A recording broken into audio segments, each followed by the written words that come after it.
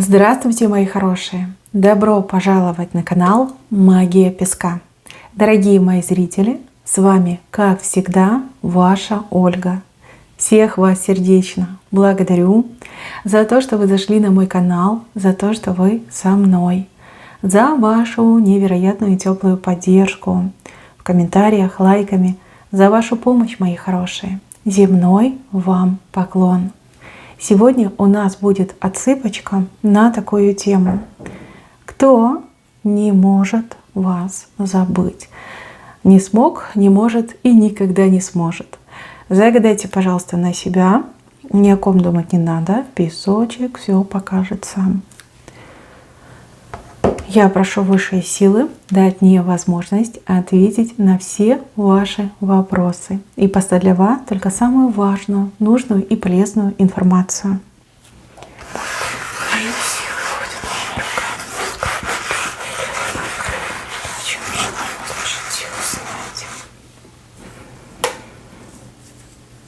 Так, ну здесь несколько фигурок есть. Давайте пойдем по порядку. Хочу начать с мужчины. Мужчина, который много-много пьет. Пьяница, алкаш, запойный. Раньше он, конечно, таким не был, а в последнее время жизнь у него очень сложная, очень много проблем. И вот он все эти проблемы заливает алкоголем. Надо отметить, что в свое время либо вы очень сильно любили этого мужчину, либо строили очень глобальные планы на то, что вы будете вместе, и у вас прям будет счастье, любовь, семья, дети со всеми вытекающими. Здесь я вижу шансы, которые вы ему давали. Причем это не один и не два. Здесь много было попыток с этим человеком что-то дельное, да, вместе создать, чего-то добиться и как-то вывести отношения на более высокий уровень. Мужчина в свое время относился ко всему и к вам, соответственно, знаете, как-то с легкостью, да, вообще жил как-то налегке. Не думал о будущем, не думал о, знаете, вечном.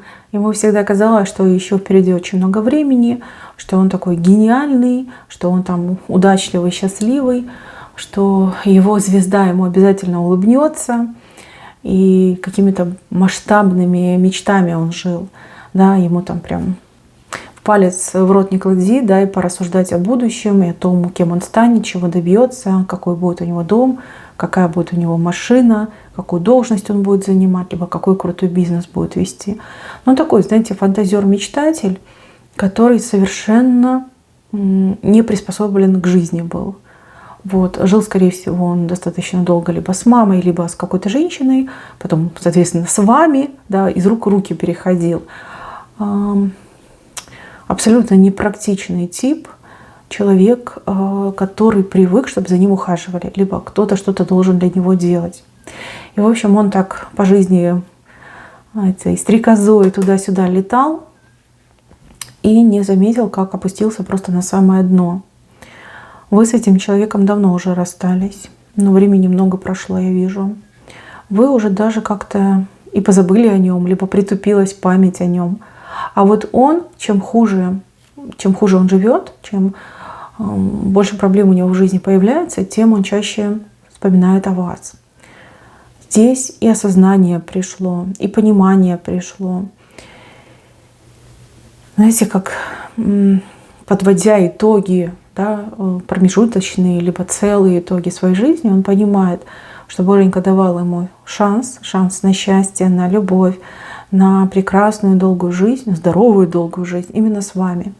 Никакая другая женщина не любила его так сильно, как вы, либо не готова была ради него на какие-то серьезные шаги. А вот вы да. И он это понимает, и понимает, что он все это профукал, понимает, что вернуться нельзя, больно. И вот он эту боль запивает алкоголем, да, заливает, даже не запивает, а заливает алкоголем. Возможно, после вашего расставания у него было еще там какое-то количество женщин, и, возможно, даже он был женат, но Вот все пришло к логическому завершению. Может быть, он до сих пор числится, что он женат, но при этом живет он чуть ли не на улице, постоянно в каком-то пьяном угаре. И вот эти пьяные слезы по вам. Пьяные слезы по вам. Ну, бывает, видите, бывает в жизни. Но здесь человек, у него был шанс исправиться, как прийти в себя, изменить свою жизнь. Да, действительно, высшие силы давали ему вас, но он не понял, не рассмотрел, не разглядел, либо был слишком самоуверенным. Может быть, даже он и делал попытки вернуться к вам, но вы уже его не приняли. Либо у вас уже на то время был другой мужчина. И вот в последнее время особенно он стал много пить, и прям здоровье у него пошатнулось. Все о вас думает, все о вас вспоминает. Ну что, девчонки, не забыл и не забудет. Потому что вы действительно были единственное светлое и прекрасное, что он видел в этой жизни. Все остальное мрак. Мрак, ложь, фальшь. Да, все было не настоящим. Я не вижу, чтобы этот человек мог вернуться к более-менее нормальному образу жизни. Скорее всего, он так и закончит где-нибудь там с бутылкой под забором. К сожалению, так иногда бывает. Так иногда бывает. А может быть, это его судьба. Да? Мы ведь не смотрим на него, мы смотрим на вас. Но вот он вас никогда не забудет. Скорее всего, до последнего вздоха он будет вспоминать о вас. Он будет думать о вас. Он будет любить вас. Ну вот как может, как умеет. Да, может быть, вас это удивит, но здесь явно про любовь идет. Да, грустно. Это грустно, что человек сам себя до такого состояния довел. Так, еще. Кто не может вас забыть? Здесь мне показывают молодого человека, который от вас сейчас живет где-то очень-очень далеко. Я так понимаю, что для этого молодого человека вы были первой любовью. Человек гораздо младше, чем вы. Может быть, это младший брат вашей подруги. Может быть, это, не знаю, друг вашего сына. Но прям совсем молоденький, юный. Прям первая любовь. Вы для этого парня первая любовь. Сейчас он живет где-то прям очень далеко. Далеко-далеко. И не забыл. И я скажу так, не забудет. Он ни с кем отношений не может построить, потому что он не только ищет ваш образ, но и полное подобие. Ну а вы уникальны, нельзя найти еще такого второго человека в этом огромном мире. Понятно, что он не видит будущего с вами, не потому что это невозможно, потому что понимает, что вы не примете. Слишком большая разница в возрасте. Знаете, может быть, даже он вам признавался в своей любви, но вы там либо посмеялись, либо там, ну, как по-матерински, по-сестрински, вы там по плечу похлопали и пожелали всего хорошего. Знаете, прям жалко этого парнишку, но вы задали высокий тон в любви. Во-первых, он будет искать, опять же, девочку, как вы, вот насколько это возможно, да, подобную вам. И благодаря этому он свое счастье найдет. Но вспоминать он вас будет постоянно, думать о вас, вспоминать. И, кстати, возможно, он даже как-то пытается отслеживать вашу жизнь, узнавать, где вы, что вы, с кем вы, как вы. Да, такие вот моменты тоже могут быть. Так, еще я вижу женщину возрастную. Вы с этой женщиной были чем-то связаны. То ли вы были ученицей у этой женщины, ну, допустим, она педагог, вы студент. Может быть, эта женщина с вами вместе работала, была вашей либо коллегой, либо начальником. Вот она вас часто вспоминает. Вспоминает, какая вы честная, какая вы вот ответственная, смелая. Да? Ну, вы все разные. Вот какое-то сильное качество, несколько каких-то сильных качеств, она все время вспоминает вас. Она вас в пример ставит другим, там, ученицам, либо сотрудникам. Но вы для нее просто вот идеальны. идеальны. И скучает она по вам, и хотела бы, конечно, с вами еще и встретиться, и, не знаю, посотрудничать, либо просто пообщаться, узнать, как вы, что вы. Но она прям такая уже, знаете, в возрасте мне идет. Возраст у нее. Так, еще. Здесь стоит пара. 2 человека, мужчина и женщина. Они держатся за руки. Они пара. Они муж и жена, скорее всего, либо они вместе в отношениях. Эти 2 человека постоянно о вас говорят. Либо они из-за вас постоянно ссорятся. Жена ревнует, а муж это понимает и провоцирует свою жену, либо любимую, на ревность. Вот он ее сравнивает с вами. И всегда сравнение в вашу сторону. Ну, в принципе, мужик, он объективный. Тут никакой фальши нет. Да? Он объективный. Там действительно женщина должна на вас равняться. Либо он, в принципе, хочет такую женщину, как вы. Ну вот хозяюшка, да? Красивая, умеет одеваться, умеет себя вести, с ней интересно, самодостаточная. Да? Вот такие вещи. И, возможно, они живут по соседству. Возможно, это ваши друзья, ваши приятели, либо ваши родственники. И вот постоянно они вас вспоминают, и постоянно из-за вас либо ругаются, либо вы становитесь объектом их ссор. Как-то так идет. Но это смешно. Ну, они как бы не сильно прям ругаются, но тем не менее, частенько. Частенько. Возможно, даже вы понимаете, о ком я говорю. Это происходит. Так, еще мне показывают человека, которого вы в чем-то уличили, либо проучили. Ну, допустим, там человек воровал, и вы его поймали. Человек мог вести какой-то, ну, аморальный, социальный образ жизни, либо какие-то поступки нехорошие совершать. А вы этого человека и поймали, и остановили. Может быть, придали огласке, да, чем занимается этот человек. И этот человек, он вас не забыл и не забудет. Потому что настолько сильно вы пристыдили этого человека, как будто бы, знаете, всю вот эту подноготню этого человека вскрыли. На самом деле, благодаря вам этот человек либо меняется, либо будет меняться. Ну, потому что такая необходимость, да, нельзя продолжать дальше свое грязное дело. А с другой стороны, человек как винит вас и думает, вот откуда ты такая взялась умная, глазастая, как ты могла, ну прошла бы мимо, ну промолчала бы. А нет, надо было тебе говорить про меня, обо мне, такие вещи идут.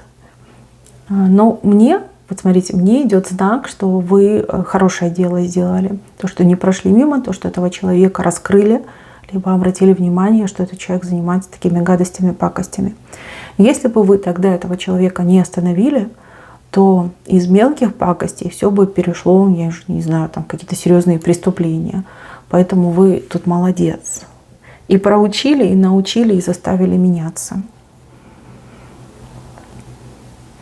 Так, какие-то родственники, но это не ваши родственники. Это родственники то ли вашего друга, то ли вашего мужа. Вот они вас не забудут. Вы что-то такое для них сделали, либо как-то себя вели хорошо. Ну вот воспитанный человек с уважением, с благодарностью, да, вот как-то себя повели, либо что-то для них сделали. Они никогда этого не забудут. Их родные дети, либо их самые близкие родственники никогда так себя не вели, как повели себя вы.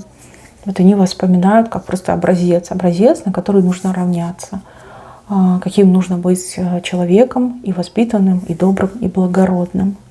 Но это не ваши родственники. К сожалению, ваши родственники не вышли. Это чьи-то родственники. Так, еще мне идет образ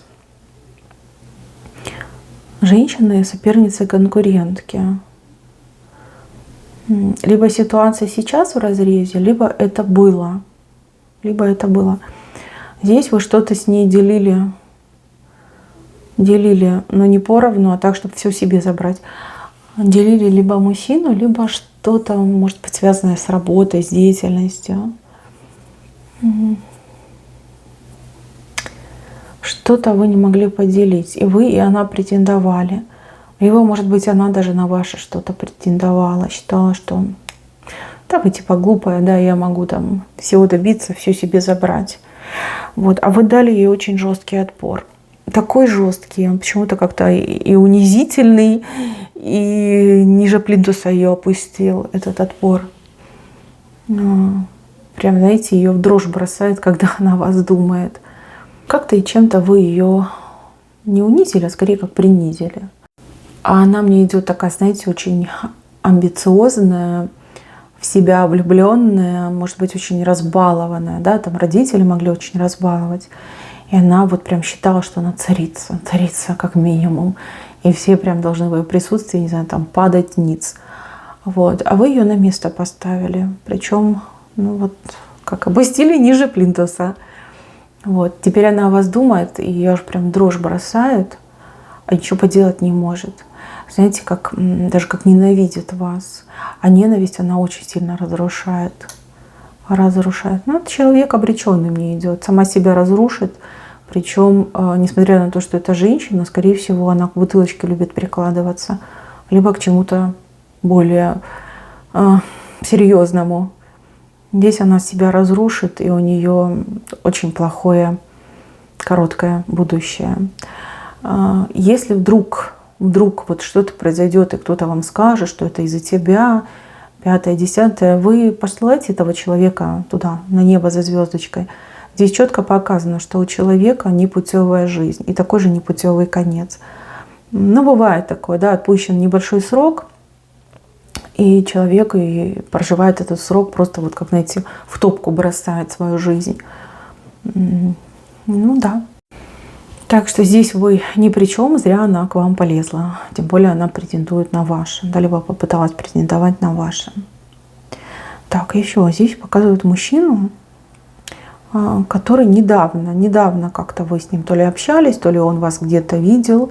И вот впечатлился вами очень сильно. Теперь он ходит и вздыхает, забыть вас не может. Думает, где бы ему еще раз вас встретить. Как бы с вами еще пообщаться. Какой такой повод найти, да, чтобы с вами пообщаться. Либо, в принципе, да, какой повод, чтобы с вами познакомиться. Прям увидел, обалдел и под впечатлением ходит. Вы ему такая прекрасная показались. Знаете, как самое прекрасное, что он в своей жизни видел. Просто обалдел, как, знаете, к земле прирос. Открыл рот и на вас прям так смотрел. Да, понравились вы ему очень сильно. Это как новое, что-то новое. Недавно увидел, либо недавно познакомились. Теперь забыть вас не может. Ну и не забудет. Так, и самое главное, что вы должны для себя знать. Девушки, женщины, которые зашли на эту отсыпку. Вы невероятный человек. И внешне, и внутри вы отличаетесь от тех, кто вас окружает. С кем бы вы ни общались, с кем бы вы ни встречались, вас невозможно забыть. Люди вас вспоминают, и вспоминают достаточно часто. Возможно, вы это и ощущаете, там щечки горят, там ушки могут гореть. Да? Постоянно о вас кто-то говорит. Постоянно. И говорят, кстати, и хорошее, и плохое, но хорошего гораздо больше. Так, мои милые, на этом все. Берегите себя. Всем спасибо за внимание. Всем пока-пока.